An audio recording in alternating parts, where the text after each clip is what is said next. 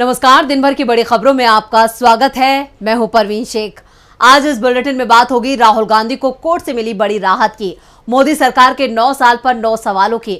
बात करेंगे संसद के उद्घाटन को लेकर मचे सियासी घमासान की, कांग्रेस के आगे झुके केजरीवाल की।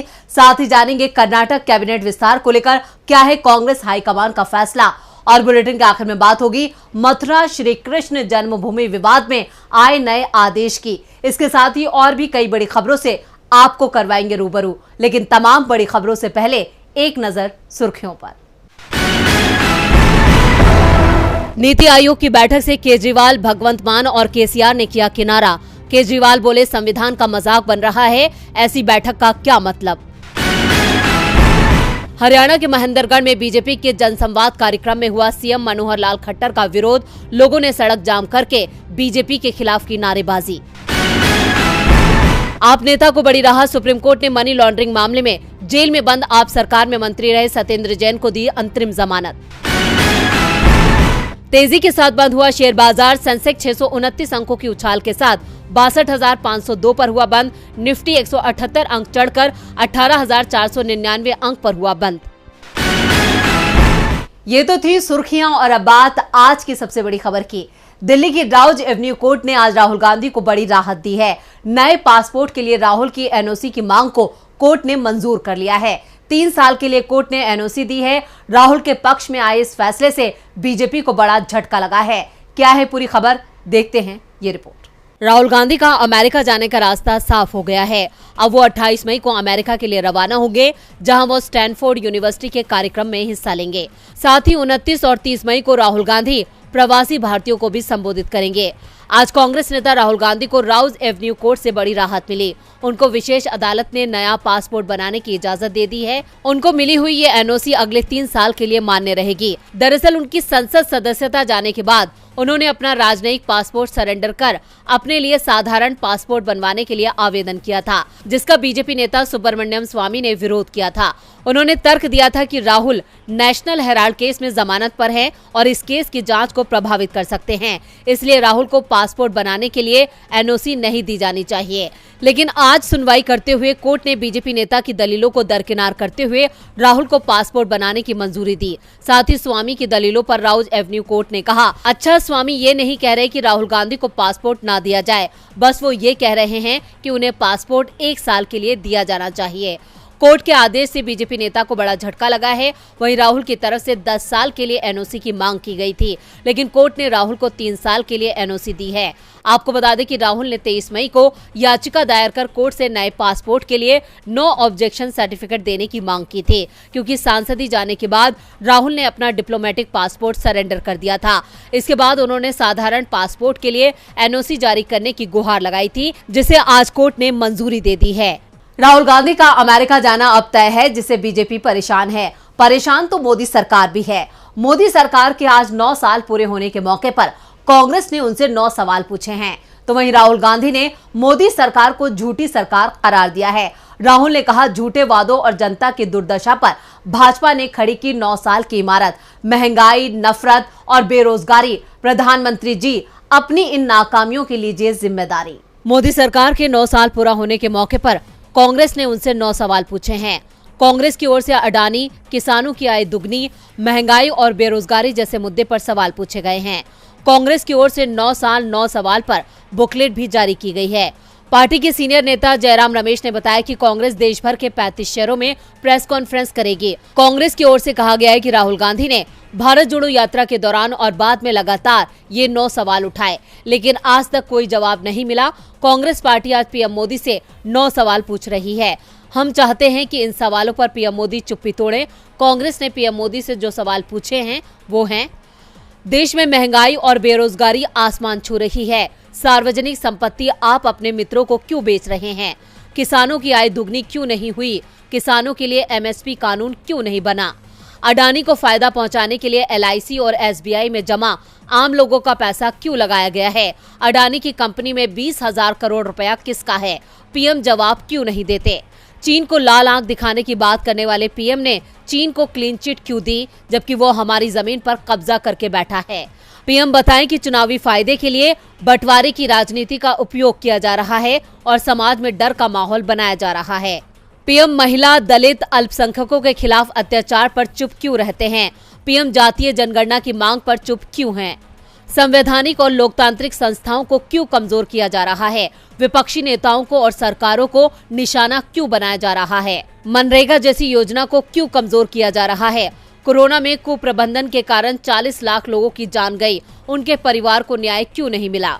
आपको बता दें कि देश के 35 शहरों में कांग्रेस नेता यही सवाल सरकार से पूछेंगे। इस दौरान पवन खेड़ा ने कहा कि विश्वासघात के लिए पीएम मोदी को आज देश से माफी मांगनी चाहिए। 9 साल के सवाल पर 9 साल पीछे ले जाते हैं और भटकाते हैं। फिर से सरकार बनाने के अमित शाह के दावे पर जयराम रमेश ने कहा, प्रधानमंत्री से लोग थक गए हैं।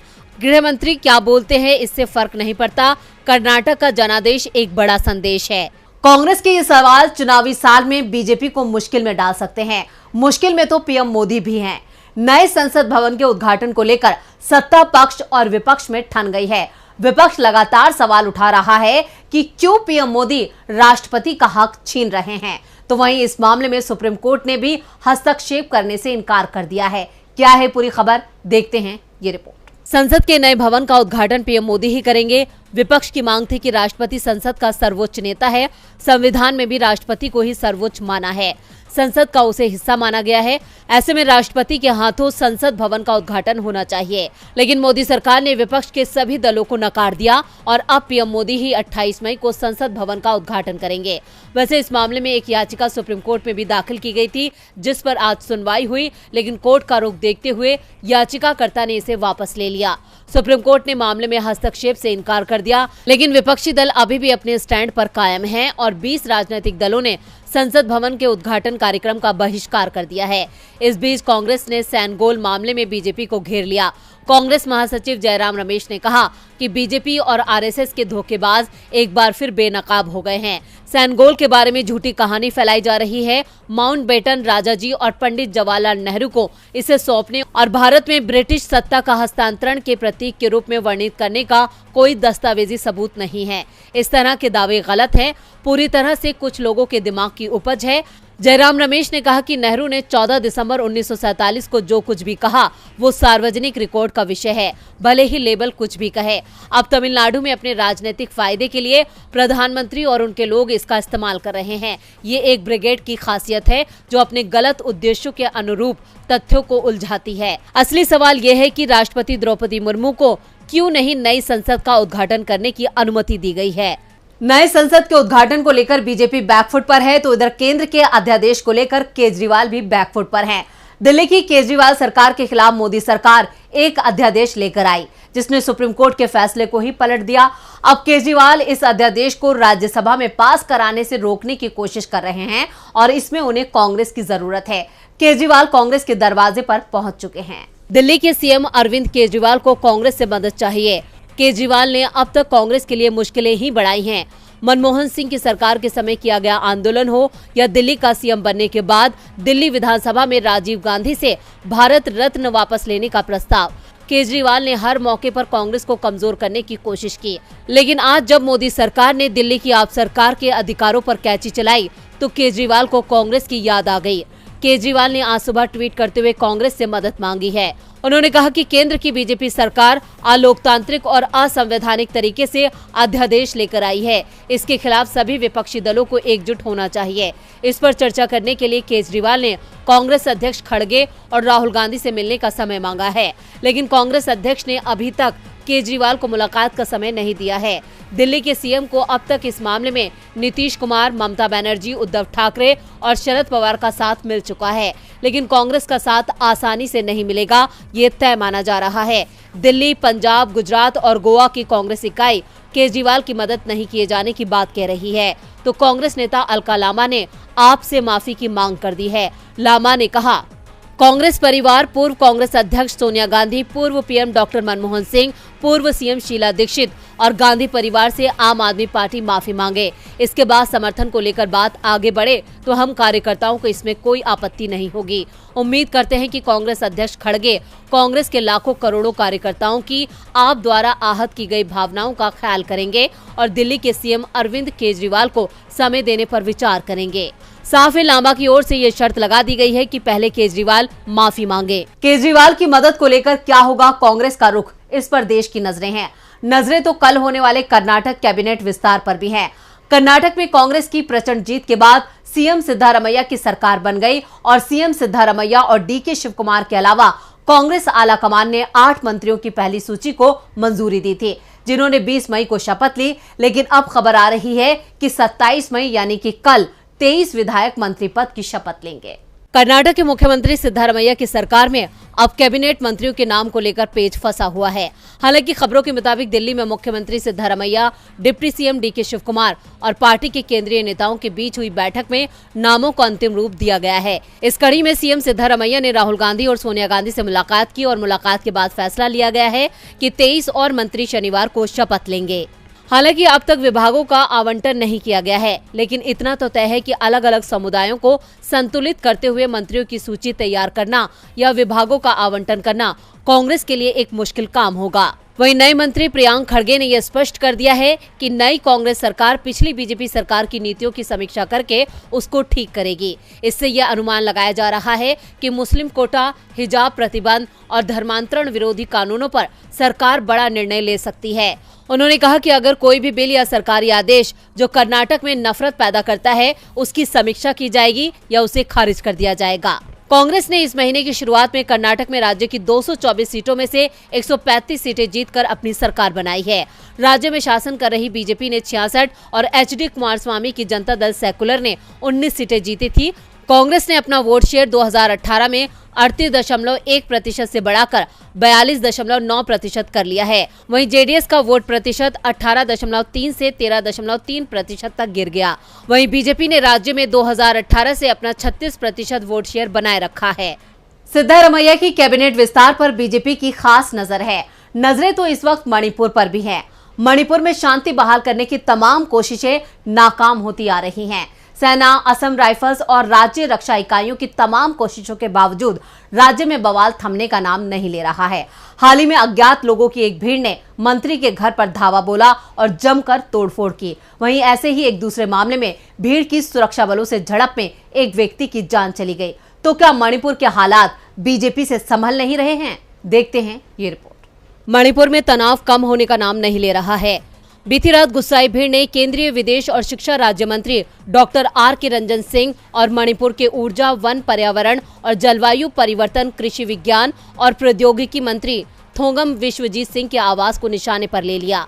उस वक्त केंद्रीय मंत्री घर पर ही मौजूद थे। भीड़ को तितर-बितर करने के लिए सुरक्षा बलों को आंसू गैस का इस्तेमाल करना पड़ा। खबरों के मुताबिक पहली घटना बीती रात हुई, जब गुस्साई भीड़ ने राज्य के पूर्वी इम्फाल जिले में कोंगबा बाजार के पास डॉक्टर आर.के. रंजन सिंह के आवास को निशाना बनाने की कोशिश की। मणिपुर पुलिस और केंद्रीय बलों के जवानों सहित सुरक्षा बलों को भीड़ को नियंत्रित करने में दिक्कतें आईं।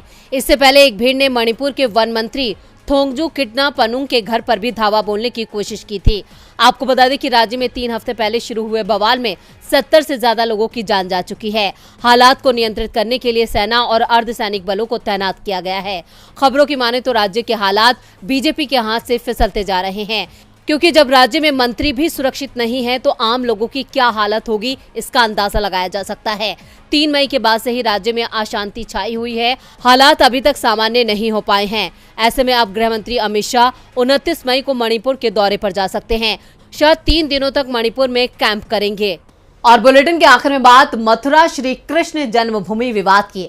मथुरा में श्री कृष्ण जन्मभूमि विवाद से जुड़े सभी मामलों में अब इलाहाबाद हाईकोर्ट में ही सुनवाई होगी। इसको लेकर दायर याचिका पर सुनवाई करने के बाद कोर्ट की तरफ से ये फैसला लिया गया है। तो क्या है पूरी खबर, देखते हैं ये रिपोर्ट। मथुरा श्री कृष्ण जन्मभूमि विवाद से जुड़े सभी मामलों की सुनवाई अब इलाहाबाद हाईकोर्ट में होगी। इलाहाबाद हाईकोर्ट ने मथुरा की निचली अदालत में चल रहे सभी मामलों को अपने पास मंगवाने का फैसला किया है। आपको बता दें, इस फैसले को लेकर एक अर्जी हाईकोर्ट में दाखिल की गई थी। इसमें कहा गया था कि मथुरा स्थित श्री कृष्ण जन्मभूमि मामला राष्ट्रीय महत्व का है। इसे देखते हुए अब बाकी की सभी सुनवाई इलाहाबाद हाईकोर्ट में ही होगी। इसी कड़ी में हाईकोर्ट ने इससे जुड़े सभी मामलों पर खुद सुनवाई का फैसला लिया है। मथुरा में श्री कृष्ण जन्मभूमि विवाद काफी पुराना है। विवाद 13.37 एकड़ जमीन पर मालिकाना हक से जुड़ा हुआ है। 12 अक्टूबर 1968 को श्री कृष्ण जन्मस्थान सेवा संस्थान ने शाही मस्जिद ईदगाह ट्रस्ट के साथ समझौता किया था।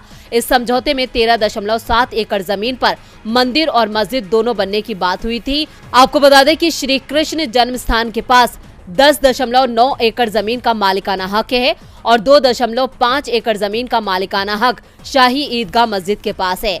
हिंदू पक्ष का कहना है कि शाही ईदगाह मस्जिद को अवैध तरीके से कब्जा करके बनाया गया है। इस जमीन पर उनका दावा है हिंदू पक्ष की ओर से ही शाही ईदगाह मस्जिद को हटाने और इस जमीन को श्री कृष्ण जन्मस्थान को देने की मांग की गई है। तो आज इस बुलेटिन में बस इतना ही। देखते रहिए डीबी लाइव। नमस्कार।